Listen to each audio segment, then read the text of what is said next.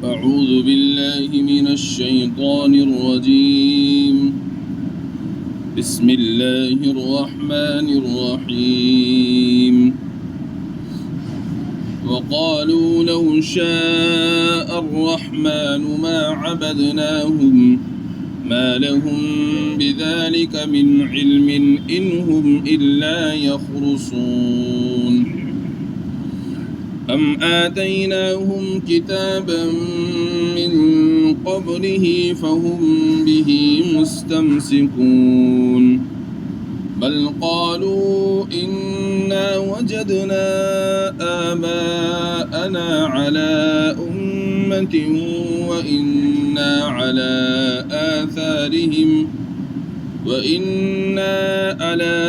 آثارهم مهتدون.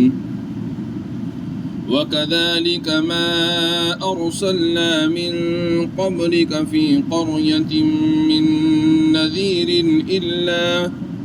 إلا قال مترفوها إنا وجدنا آباءنا على أمة وإنا على آثارهم مقتدون. قال أولو جئتكم بأهدى مما وجدتم عليه آباءكم قالوا إنا بما أرسلتم به كافرون. فانتقمنا منهم فانظر كيف كان عاقبة المكذبين. وإذ قال إبراهيم لأبيه وقومه إنني براء مما تعبدون إلا الذي فطرني فإنه سيهدين. وجعلها كلمة باقية في عقبه لعلهم يرجعون. صدق الله العظيم. وقالوا لو شاء الرحمن ما عبدناهم، اور وہ لوگ یوں کہتے ہیں کہ اللہ تعالیٰ چاہتا تو ہم ان کی عبادت نہ کرتے. ما لهم بذلك من علم، ان کو اس کی کچھ تحقیق نہیں. محض انہم الا یخرصون، محض بے تحقیق بات کر رہے ہیں. آج جو آیات مبارکہ تلاوت کی گئی ہیں یہ سورۃ الزخرف کی آیات مبارکہ ہیں. ان آیات مبارکہ میں سے ابتدائی آیات میں اللہ تبارک و تعالی نے شرک کی تردید فرمائی ہے اور مشرکین مکہ کا ایک قول ذکر فرمایا. مشرکین مکہ شرک کے اندر مبتلا تھے، تو شرک کے اندر مبتلا ہونے کی اپنی دلیل وہ یہ دیتے کہ ہم جو شرک کر رہے ہیں یعنی اللہ تبارک و تعالیٰ کے علاوہ کی جو ہم عبادت کرتے ہیں، اللہ تبارک و تعالیٰ کی ذات اور صفات میں جو ہم شریک ٹھہراتے ہیں کسی کو، تو ہمارا یہ شریک ٹھہرانا اور ہمارا اللہ کے علاوہ دوسروں کی عبادت کرنا اللہ تبارک و تعالیٰ کو پسند ہے. اگر اللہ تبارک و تعالیٰ کو پسند نہ ہوتا تو اللہ تعالیٰ تو قادر مطلق ہے، پھر وہ ہمیں عبادت کرنے ہی کیوں دیتا؟ جب وہ ہمیں عبادت کرنے دے رہا ہے اس کا مطلب یہ ہے کہ اس کو پسند ہے، اسی لیے وہ کرنے دے رہا ہے. یہ انہوں نے دلیل دی. اس طرح قرآن کریم میں ان کی یہ بات کئی جگہ پر اللہ تعالیٰ نے ذکر فرمائی ہے. انہوں نے یہ کہا کہ ہم جو لوگ شرک کرتے ہیں تو اللہ تبارک و تعالیٰ ہمیں شرک کرنے سے روکتا کیوں نہیں؟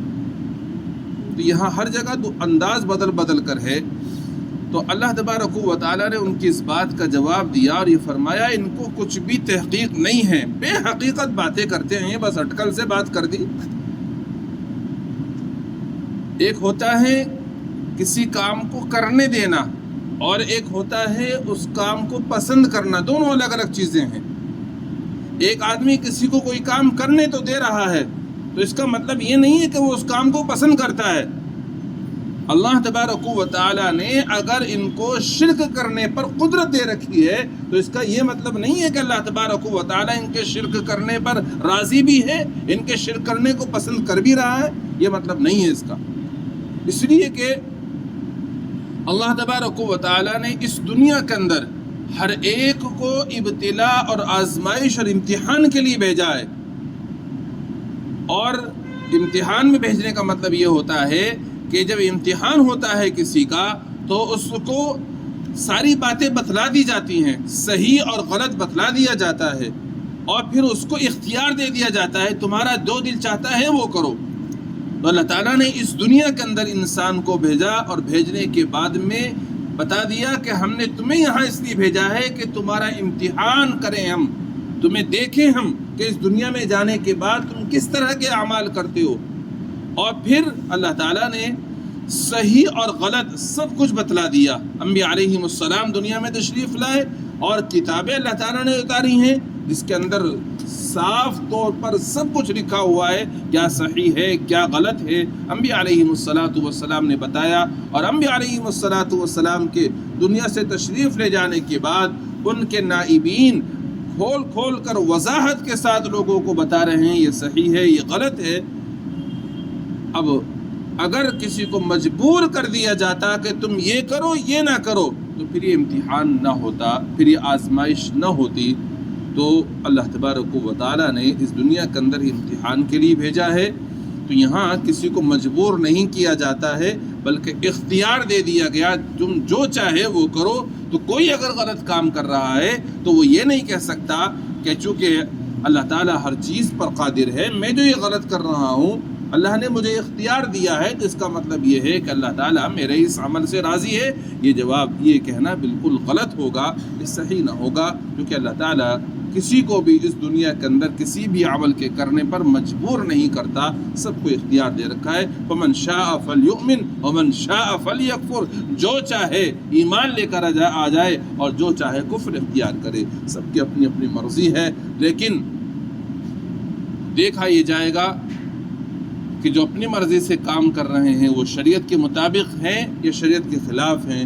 شریعت کے مطابق ہیں تو اللہ کو پسند ہیں, شریعت کے خلاف ہیں تو وہ اللہ تعالیٰ کو پسند نہیں ہیں. فرمایا وقالوا لو شاء الرحمن ما عبدناهم, اور وہ لوگ یوں کہتے ہیں کہ اگر اللہ تبارک و تعالیٰ چاہتا تو ہم کو عبادت نہ کرتے, تو ہم لوگ اس کی عبادت نہ کرتے. ما لهم بذلك من علم, ان کو اس کی کچھ تحقیق نہیں ہے.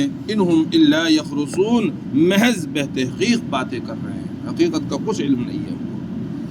اگر ایسے کہہ دیا جائے تو ہر مجرم, ہر جرم کرنے والا, ہر ظلم کرنے والا اور ہر گناہ کا ارتکاب کرنے والا یہی کہنا شروع کر دے گا بھئی میں جو گناہ کر رہا ہوں, میں جو ڈاکہ ڈال رہا ہوں, میں جو زنا کر رہا ہوں, میں جو شراب پی رہا ہوں, جب میں پی رہا ہوں تو اللہ نے مجھے اختیار دیا ہے پینے کا, تو اس کا مطلب یہ اللہ مجھ سے راضی ہے. یہ تو کوئی اللہ کے راضی ہونے کی دلیل نہیں ہوئی. لہٰذا یہ کوئی بات ان کی بالکل بھی ٹھیک نہیں ہے, ان کو تحقیق نہیں ہے, بلا تحقیق کے باتیں کر رہے ہیں. ام آتیناہم کتابا من قبلہ فہم بہ مستمسکون, کیا ہم نے ان کو اس قرآن سے پہلے کوئی کتاب دے رکھی ہے, یہ اس سے استدلال کرتے ہیں. اللہ تعالیٰ پوچھتے ہیں بھئی نقلی دلیل تمہارے پاس کوئی ہے؟ عقلی دلیل تو کچھ نہیں ہے, تمہاری بیکار ہے. کوئی نقلی دلیل ہو تو بتاؤ. تمہارے پاس میں قرآن کریم کے علاوہ کوئی اور آسمانی کتاب ہو جس میں یہ لکھا ہوا ہو کہ اللہ تعالیٰ شرک کو پسند کرتے ہیں, بتاؤ کہیں ہو تو. کوئی کتاب ہی نہیں ہے ان کے پاس میں, تو آسمانی کتاب کوئی ہے ہی نہیں. اور جو آسمانی کتابیں ہیں بھی کسی بھی آسمانی کتاب کے اندر نہیں لکھا ہوا ملے گا کہ اللہ تعالیٰ شرک کو پسند کرتے ہیں, کسی میں بھی نہیں ملے گا. بل قالوا انا وجدنا آباءنا على امة وانا على آثارهم مهتدون, بلکہ وہ کہتے ہیں کہ ہم نے اپنے باپ داداؤں کو ایک طریقے پر پایا اور ہم بھی ان کے پیچھے پیچھے رستے پر چل رہے ہیں. ان کے پاس کوئی دلیل نہیں ہے, بس دلیل ایک ہے, اور وہ کیا ہے کہ جی ہم نے اپنے باپ داداؤں کو ایسا کرتا ہوا پایا ہے، ہم تو انہی کے نقش قدم پہ چل رہے ہیں، بس یہ دلیل ہے مشرکوں کے پاس میں، اس کے علاوہ کوئی دلیل نہیں ہے۔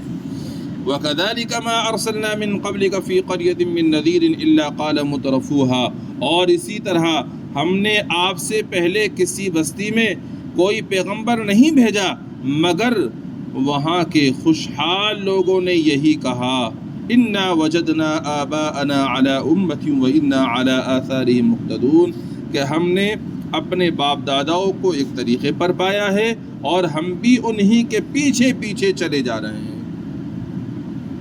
اللہ تعالیٰ فرماتے ہیں بس مشرکوں کے پاس ایک ہی دلیل ہے، اور وہ یہ ہے کہ بھئی ہم نے اپنے باپ داداؤں کو ایسا کرتا ہوا پایا ہے، لہذا ہم تو انہی کے طریقے پر چل رہے ہیں۔ اللہ تعالیٰ فرماتے ہیں یہ دلیل جو یہ دے رہے ہیں مشرکین مکہ، یہ کوئی دلیل یہی نہیں دے رہے، بلکہ جتنے بھی پیغمبر ہم نے دنیا کے اندر بھیجے ہیں کسی بستی کے اندر، اور انہوں نے لوگوں کو خبردار کیا، آگاہ کیا، تو اس بستی کے جتنے بھی خوشحال لوگ تھے، مالدار لوگ تھے، ان لوگوں کا بس ایک ہی جواب تھا کہ ہم جو شرک کرتے ہیں، ہم جو بدعقیدہ ہیں، اس کی وجہ یہ ہے کہ ہم نے اپنے باپ داداؤں کو ایک طریقے پر پایا ہے، بس ہم بھی انہی کے نقش قدم پر چلے جا رہے ہیں۔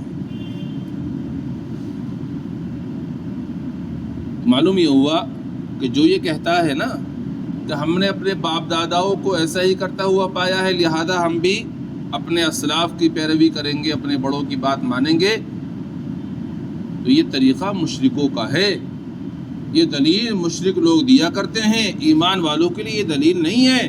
ایمان والوں کے لیے دلیل قرآن اور حدیث مبارکہ ہیں۔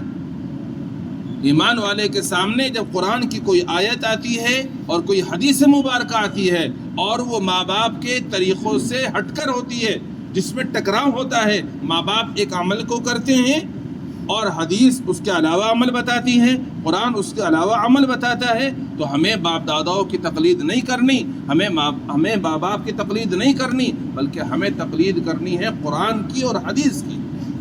اور اگر یہ کہتا ہے قرآن اور حدیث کے موجود ہونے کے باوجود کہ جی نہیں ہم تو اپنے باپ داداؤں کے طریقے پر ہی چلیں گے، ہم تو اپنے باپ داداؤں کا طریقہ نہیں چھوڑ سکتے، تو یاد رکھو یہ طریقہ اہل ایمان کا نہیں ہے، یہ طریقہ مشرکوں کا ہے۔ اللہ نے قرآن میں مشرکوں کے بارے میں یہ بات فرمائی ہے کہ مشرک لوگ یہ کہا کرتے تھے، لہذا ہم اہل ایمان کو اس طریقہ نہیں اختیار کرنا چاہیے۔ اگر ہمارے باپ دادا کسی کام کو کرتے ہوئے چلے آ رہے ہیں، علم نہیں تھا وہ کرتے چلے آئے، لیکن اب ہمیں معلوم ہو گیا کہ ہمارے ماں باپ کا، والدین کا جو طریقہ ہے یہ قرآن کے خلاف ہے، حدیث کے خلاف ہے، ہم ماں باپ کا احترام کرتے رہیں گے، مگر ہم ماں باپ کی اس معاملے میں پیروی نہیں کر سکتے، ہم قرآن کو مانیں گے، ہم حدیث کو مانیں گے، یہ ہے مسلمانوں کا طریقہ۔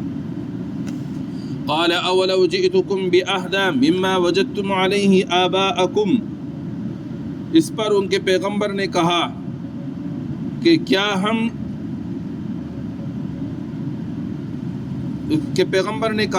تمہارے پاس میں ہم اس سے بڑی کوئی ہدایت لے کر آ جائیں جس پر تم نے اپنے باپ داداؤں کو پایا ہے؟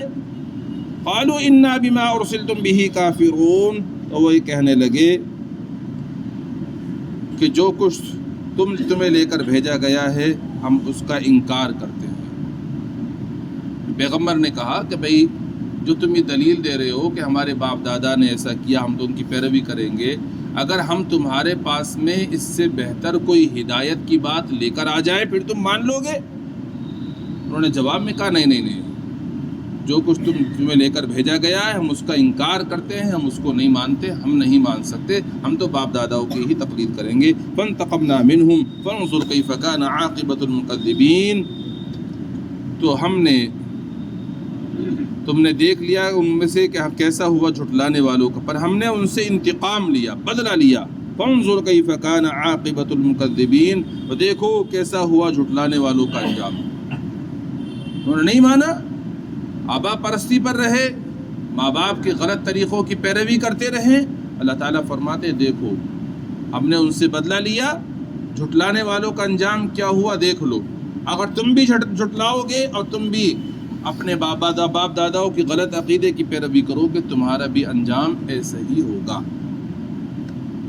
پھر اگلی آیت میں فرما رہے ہیں کہ اگر تمہیں باپ داداؤں کی ہی تقلید کرنی ہے، باپ داداؤں کی پیروی کرنی ہے، تمہارے جد امجد میں ابراہیم علیہ السلام ہیں اور تم ان کی طرف اپنے آپ کو منسوب کرتے ہوئے فخر محسوس کرتے ہو کہ ہم تو ابراہیم علیہ السلام کی اولاد میں سے ہیں، تو پھر تمہیں پیروی ہی کرنی ہے تو ابراہیم علیہ السلام کی پیروی کرو نا، جن کی شان یہ ہے کہ وہ ایسے ماحول میں پیدا ہوئے کہ ان کا باپ بھی بت پرست تھا اور ان کی قوم بھی بت پرست تھی، سارے کے سارے اپنے باپ داداؤں کی تقلید کرتے ہوئے شرک کے اندر مبتلا تھے، لیکن ابراہیم علیہ السلام نے صاف طور پر اعلان کر دیا کہ میری قوم تم اور میرے باپ تم جن جن کی عبادت کرتے ہو اللہ کو چھوڑ کر، میں ان سب سے برات کا اعلان کرتا ہوں، میں بری ہوں، میں ان سب چیزوں کی پیروی نہیں کرتا، میں ان سب کی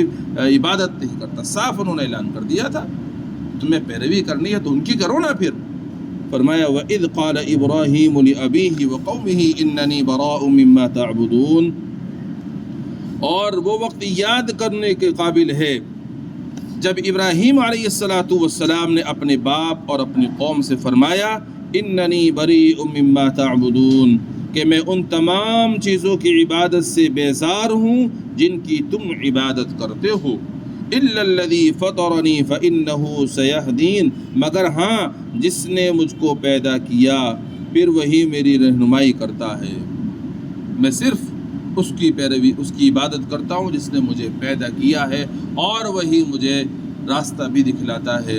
پیدا کرنے والی ذات اللہ کی ہے اور اللہ تبارک و تعالی ہی مجھے راستہ بھی دکھاتے ہیں، میں صرف اس کی بات مانتا ہوں۔ وَجَعَلَهَا كَلِمَةً بَاقِيَةً فِي عَقِبِهِ لَعَلَّهُمْ يَرْجِعُونَ،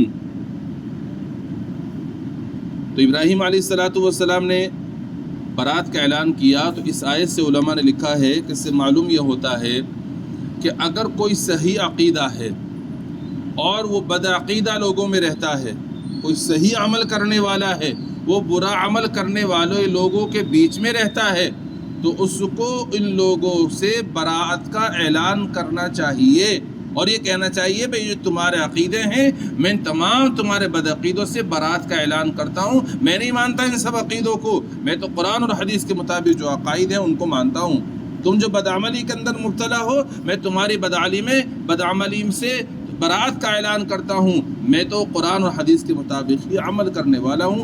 یہ اعلان کرنا، اظہار کرنا ضروری ہے، اگر نہیں کرے گا تو دیکھنے والے یہ سمجھیں گے کہ یہ بھی بدعقیدہ لوگوں کے ساتھ میں رہتا ہے، اس کا مطلب یہ ہے یہ بھی بدعقیدہ ہے، یہ بدعملی کرنے لوگوں کے ساتھ میں رہتا ہے، اس کا مطلب یہ ہے یہ بھی بدعملی کرنے والا ہے۔ اس لیے برات کا اعلان کرنا بہت ضروری ہے۔ اور ابراہیم علیہ السلام جس ماحول میں پیدا ہوئے کہ سارے کے سارے بت پرستی کرنے والے، چاہتے تو وہ بھی اپنے باپ دادا کی تقلید کرتے مگر انہوں نے تقلید نہیں کی، واضح کتاب کی انہوں نے تقلید کی اور اللہ کو ہی مانا۔ لہٰذا ہمیں بھی یہی معلوم ہوتا ہے کہ باپ دادا اگرچہ احترام کے لائق ہیں، قابل اتباع ہیں، مگر باپ دادا اگر کسی ایسی بات کا حکم کرتے ہیں یا ان کا کوئی بھی عقیدہ، کوئی بھی عمل ایسا ہے جو قرآن و حدیث سے ٹکراتا ہے تو ہمیں اس میں باپ داداؤں کی پیروی نہیں کرنی چاہیے، ہمیں قرآن اور حدیث مبارکہ کو ماننا چاہیے۔ ابراہیم علیہ السلام کا یہ طریقہ ہے وَجَعَلَهَا كَلِمَةً بَاقِيَةً فِي عَقِبِهِ لَعَلَّهُمْ يَرْجِعُونَ، ابراہیم علیہ السلام اور انہوں نے بنایا کلمہ باقی اپنے پیچھے تاکہ تم ان کی طرف لوٹ کر جانا ہے۔ یعنی ابراہیم علیہ السلام نے اپنی اولاد کو بھی وصیت فرما دی تھی کہ میں تمہارے پاس میں ایک کلمہ چھوڑ کر جا رہا ہوں، تمہیں بس اسی پر چلنا ہے۔ اور اسی طرح یعقوب علیہ السلام نے بھی اپنی اولاد کو وصیت فرما دی تھی کہ تمہیں ایک اللہ کی عبادت کرنی ہے، اس کے علاوہ کسی کی عبادت نہیں کرنی ہے۔ تو معلوم یہ ہوا کہ اپنے عقیدے کی درستگی کے ساتھ ساتھ، اپنے آپ کو صحیح اعمال کرنے کے ساتھ ساتھ ہمیں اپنے اولاد کی بھی فکر کرنی چاہیے اور اولاد کو بھی صحیح دین پر ہمیں چلانا چاہیے اور اولاد کی بھی صحیح تربیت کرنی چاہیے، ان کے بھی عقیدوں کا خیال کرنا چاہیے۔ یہ ہر ایک والدین کی ذمہ داری ہے۔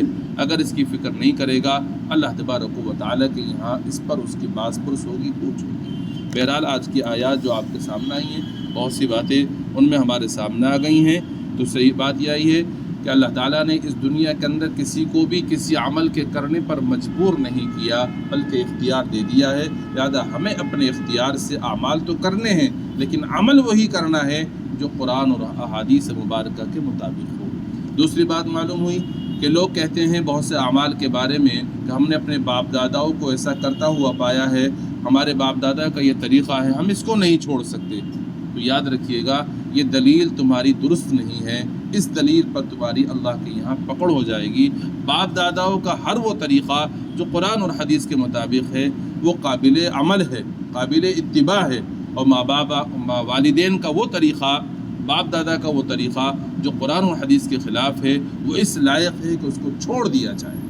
احترام اپنی جگہ ہے لیکن پیروی ان کی اس پہ نہیں کی جائے گی۔ یہی سیدنا ابراہیم علیہ السلام کا طریقہ تھا، اسی طریقے پر ہمیں چلنا چاہیے۔ اللہ تعالیٰ سے دعا ہے اپنا فضل فرما کر عمل کرنے کی توفیق عطا فرمائے۔ سبحان اللہ بحمدہ، سبحانک اللہم بحمدک، ونشہد ان لا الہ الا انت، نستغفرک ونتوب الیک۔ سبحان ربک رب العزة عما یصفون، وسلام علی المرسلین۔